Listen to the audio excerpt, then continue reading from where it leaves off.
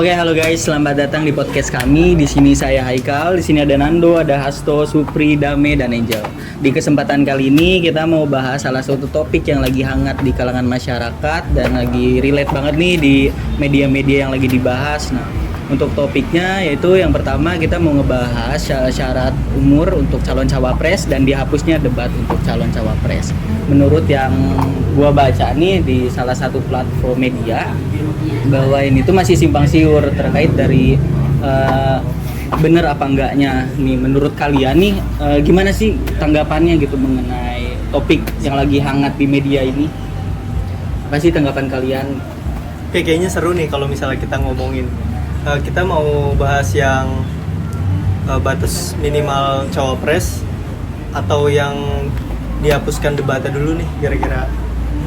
Minimal batas usia kali ya. Iya, kayaknya lebih seru itu ya.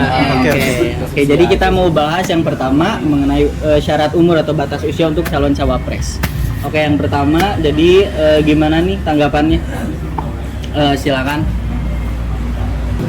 Kayaknya nih kalau misalkan ya setiap adanya pemilu atau mengadakan aturan baru, itu kayaknya ditunggangi oleh kepentingan salah satu kubu gitu ya. Yeah. Kayaknya itu menurut pandangan gue pribadi ya guys, tapi menurut pandangan lu gimana nih kalau untuk masalah ini?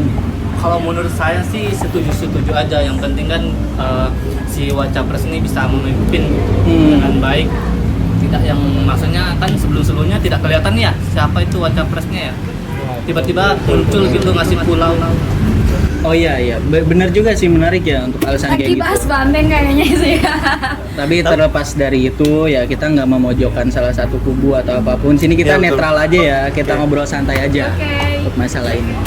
Tapi kalau dari sudut pandang lain ya, kalau misalnya kita lihat, misalnya itu kan udah jadi sebuah undang-undang kan. Iya. Tapi kalau misalnya undang-undang tersebut dirubah demi suatu kepentingan, itu kan jadi nggak konsisten nggak sih? Ya, betul. Jadi kayak kalau misalnya satu pihak aja bisa merubah itu, pihak yang lain gimana? Terancur jadi Ya, konstitusi jadi kacau, kita kan. betul. Kalau gue sih kayak gitu sih. Mungkin itu bisa jadi menimbulkan pertanyaan di masyarakat tuh, emang mau menangin siapa sih gitu kan di Ya, pilpres kali ini. Benar banget. Ya, jadi kayak udah kan belakangan ini kan banyak banget isu politik dinasti lah, karena dari apa namanya, suatu pemimpin ya kan, dia Pemimpin yang menentunya juga memimpin Iya. di wilayah lain, iya, anaknya dan juga. anaknya juga, jadi kayak apa ya, Jadi pertanyaan sendiri ya, jadi Iya. polemik buat masyarakat. apakah ini memang disengaja untuk meloloskan satu individu buat memimpin atau gimana? Itu yang jadi pada akhirnya jadi pertanyaan sih di masyarakat. Tapi kalian ada yang nggak sih ini tuh relate banget sama yang pernah viral waktu itu loh, yang dimana lu punya duit, lu punya kuasa. Jadi ya dia kayak bener-bener nguasain banget gitu kalau dia punya kekuasaan. Iya. Tapi Pak Presiden sendiri sih ngomong, ini kan kita kan negaranya demokrasi, mau siapapun yang mencalonkan, tetap keputusan di akhirnya itu ada di tangan masyarakat Indonesia sendiri yang menilai siapa yang layak atau yang tidak layak. Jadi menurut aku sih it's okay aja sih siapapun yang memang punya kesempatan buat mencalonkan menjadi cawapres di tahun ini. Iya, terlepas dari itu, tapi kenapa sih momennya tuh pas banget loh dengan ya Itu yang paslon. MK yang mengubah itu namanya siapa sih? Nah itu di sini ada yang tahu nggak siapa namanya? Gak tahu. Nggak tahu ya. Tapi masih keluar. Kayaknya Iya, Yang masih diisukan adik ipar dari presiden Situ, kita. Jadi kayak gitu guys. Ini kayaknya nggak ada seru-serunya deh. Ya, Baterai gue lemah. Lemah kayak orangnya. Jadi gini nih guys, ada topik yang kedua yang dimana dihapuskannya debat cawapres. Oh iya. Nah ini gimana nih menurut kalian nih untuk topik yang ini? Ada pendapat atau opini menurut kalian apa? Ya kan? Kalau menurut gue sih kan pada akhirnya itu, maksudnya gini, yang beredar di masyarakat itu kan katanya dihapuskan. Tapi pada akhirnya kita sama-sama nonton kemarin itu kan tetap dilaksanain. Iya, Berarti itu kan termasuk berita bohong nggak sih?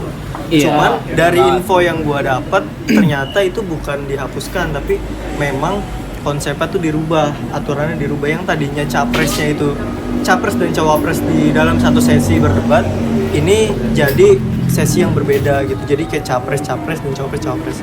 Nah kalau menurut gue ini kalau yang dari gue baca ya, ini tuh kayak strategi salah satu paslon untuk menjatuhkan paslon yang lain, karena kita tahu bahwa dari salah satu paslon itu kan ada yang masih muda ya. Iya. Jadi dia kira-kira kayak ngetes gak sih, kayak takutnya ini bisa ngomong apa enggak gitu.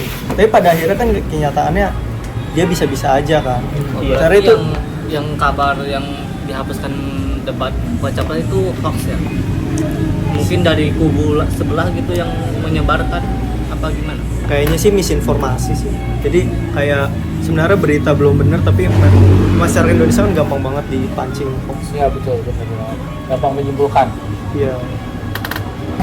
Ternyata gini, yang setelah berlangsungnya debat cawapres, yang tadinya si pihak ini tuh merasa kayak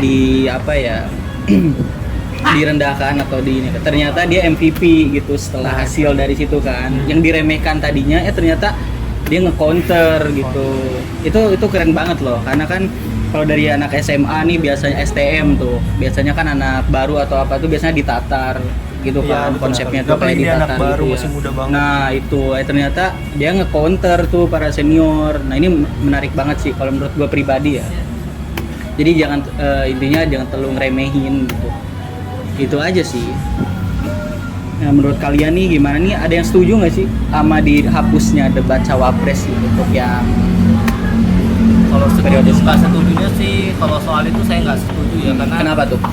Kita tidak bisa menilai nanti apakah si Wacapres ini kita mau pilih yang mana yang lebih bagus, atau visi mereka yang bagus tuh yang mana gitu, tanpa adanya debat. Kalau menurut lu gimana nih? Make sense sih. Ya betul. sama sih kayak pendapat Supri. Dari hasil debat tersebut kita bisa pilih-pilih nih mana aja sih yang sesuai dengan visi misi dan yang memang benar-benar tuh memang berkontribusi dan berpotensi buat memimpin negara ini lebih maju dan layak lagi. Benar juga sih. Ada pendapat pribadi yang lain mungkin apa opininya? Dipotong Ya, jadi- overall sih saya setuju dengan pendapatnya Supri ya. Ya, Karena kenapa tuh dengan alasannya? debat capresnya ya, dengan debat capres cawapres, kita bisa melihat visi misi dari mereka tersebut. Ya. Ya. Jadi kita bisa memilah apa yang baik buat negara kita, apa yang tidak baik buat negara kita. Operasi itu aja. Kalau gue nih ya, sebenarnya ada plus minus sih sebenarnya. Kalau kan tadi kita ngebahas soal perubahan batas usia minimal kan, itu yang sebenarnya jadi polemik. Kira-kira ini tuh jadi semacam politik dinasti atau gimana sih? Jadi kayak anak seorang pemimpin dibantu sama pamannya untuk melenggang gitu menuju kursi kekuasaan. Iya. Cuman kalau menurut gue kalau misalnya orang tersebut bagus, kenapa enggak gitu loh? Iya, itu kan yang jadi benar, polemik benar. kan sebenarnya. Benar. Ya, tapi terlepas dari itu pandangan orang tuh kan beda-beda ya. Ada yang pro dan kontra. Di sini kesannya kayak ikut berusaha meluluskan gitu, membantu gitu. Nah itu aja sih kenapa, dan momennya tuh pas banget gitu loh. Iya kan? Cuman kalau kita lihat track record dari si cawapres ini sebenarnya dia tuh bagus. Iya. Cuman memang kurang pengalaman aja. Iya. Dia tuh memang masih muda, umur juga masih muda banget lah. Dan uniknya dia tuh baru jadi wali kota tuh baru 2 tahun gitu. Jadi kayak dibandingin sama cawapres yang paslon sebelah yang memang udah jadi menteri, udah jadi ketua Mahkamah Konstitusi, itu kan nggak fair gitu kan perbandingan. Cuma Iya. ternyata memang bagus si anak muda itu. Ya di samping itu nih kayak ibaratnya ada tuntutan untuk info lowongan kerja, kayak misalkan baru lulus SMK harus banyak pengalaman biasanya kayak gitu. Dan ini pun ya dia si cawapres ini pun meskipun muda tapi dia udah banyak pengalaman gitu loh. Itu relate banget gitu sama untuk calon kandidat pekerja pencari lowongan kerja di Indonesia gitu. Yang baru lulus sudah harus banyak pengalamannya gitu, minimal kan harus ada pengalaman 2 tahun padahal dia baru lulus sekolah. Bener kan? Nah, Itu sebenarnya kan yang dipikirin kan gimana skill orang tersebut, Nah, bukan betul. gimana dia riwayat riwayat bukan riwayat penyakit ya, bukan dong ya. pekerjaannya gimana riwayat. Tapi kan gimana kalau misalnya orang tersebut bagus kerjanya ya kita harus percaya gitu. Ya betul, karena Kalau- juga menurut kalau saya mungkin kalau bagus nggak bagusnya mungkin kita bisa lihat dari kayak misi program yang mereka bilang sih waktu di debat itu kan. Iya. Ya, menurut kalian yang mana nih yang kayak masuk akal gitu dari programnya? Karena kan banyak ada yang dari sebelah nomor berapa itu katanya mau bangun Oh iya, 40 betul sudah banget. Jadi Jakarta, gitu.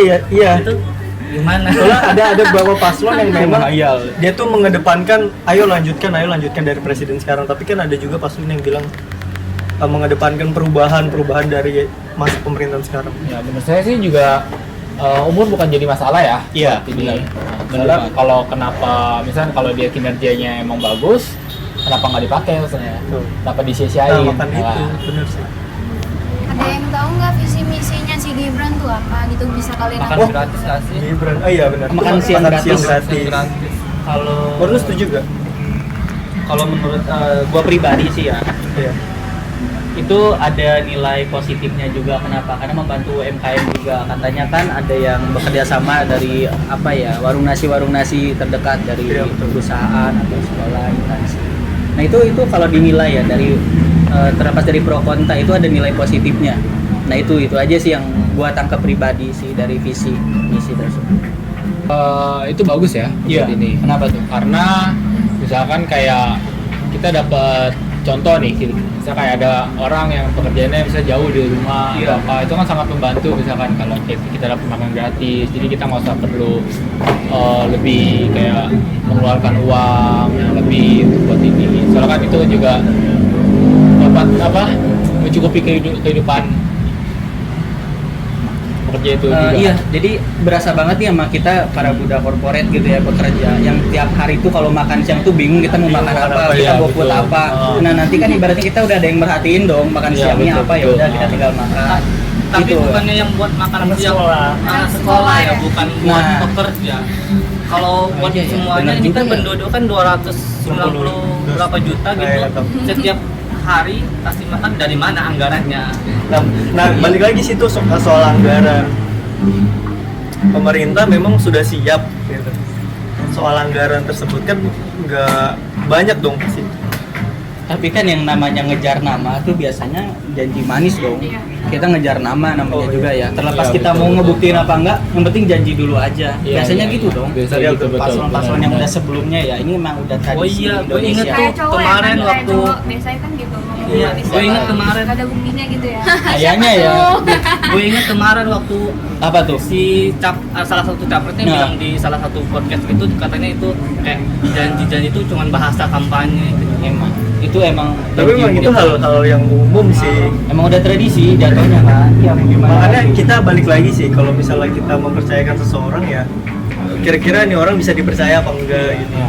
Iya, terlepas dari dipercaya apa enggak dan make sense apa enggak sih gitu loh, janji-janji Ya. yang dia janjiin semua itu gitu untuk nanti ke depannya. Karena kan patokannya ya 5 tahun ke depan lah ya. Itu sih kita mikir pahitnya aja. Ya, tapi menurut dari track record dari selama dia memimpin di Solo tuh saya lihat tuh semuanya pada bagus-bagus ya. Kinerja emang baik Iya, kelihatan. dia ningkatin Bagus. jadi tempat wisata juga. Betul. Merayakan setiap hari raya besar setiap agama di Indonesia Betul. juga. Makanya yang tadi Nando bilang, gue bilang kita tuh nggak bisa menilai orang tuh hanya dari apa namanya riwayatnya apa atau latar belakangnya apa. Tapi kalau misalnya orang tersebut bisa dipercaya, skillnya bagus dan juga visioner ya, Tapi kita kok bisa itu dipegang. muka gue hitam banget ya, kelihatan. gue juga enggak Backlight guys, backlight. karena udah sore. Iya ya, terlepas dari itu di sini kan sebenarnya nih kalau untuk para calon pemimpin ya capres dan cawapres harusnya mereka tuh harus siap beradaptasi terkait ya peraturan yang ada gitu. Ya mau nggak mau ya peraturan harus diikutin. Terlepas dari peraturan dibuat buat dilanggar tuh ya tetap aja kita harus ikutin juga gitu. Bener banget kan? Karena ya itu sih. Jadi gini guys, dari kesimpulan yang aku tangkap sih yang tentang kita bahas tadi soal masalah-masalah yang beredar di luar sana tentang pemilihan capres, itu sih seharusnya para paslon itu harusnya kayak menyesuaikan diri lah, nggak usah kayak kebawa-bawa sama ini anaknya ini atau ini apa ini, kan itu udah semua mereka kan mempunyai visi dan misi tujuannya masing-masing gitu loh. Jadi nggak usah kayak wah, paling mungkin mereka tuh juga mikir nanti gue kalah nih sama dari paslon yang ini, paslon yang mikir ini atau pengen ini, jadi timbullah kayak pertikaian yang menyebabkan adanya konflik-konflik tersebut. Oke, jadi terlepas dari pro kontra di luar sana ya, kalau menurut gua pribadi, balik lagi ke pendirian kita masing-masing. Kita selaku masyarakat yang ikut menyuarakan gitu, berpendapat memilih mana paslon yang kita visi-visinya yang menurut kita make sense gitu untuk kepemimpinan ke depannya. Itu aja sih kalau menurut gua pribadi ya. Ya pinter-pinter aja lah ya kita jadi masyarakat memilih dan mencerna. Oke, ini kayaknya kita udah malam ya, mungkin kita selesai tadi ya ini podcast ini. Jadi buat penutupnya, buat teman-teman semuanya, buat masyarakat yang mau memilih di tahun 2024, pilihlah sesuai dengan keinginan hati teman-teman semuanya yang emang udah klop dengan keinginan teman-teman semuanya. Yang penting pilih sesuai dengan yang memang misinya bagus dengan tujuan untuk membangun bangsa ini ke depannya. Mau pilih urut 1, 2, dan 3 itu terserah buat masyarakat karena negara kita ini negara demokrasi guys. Dan sekian dari hasil podcast kita. See you. Bye.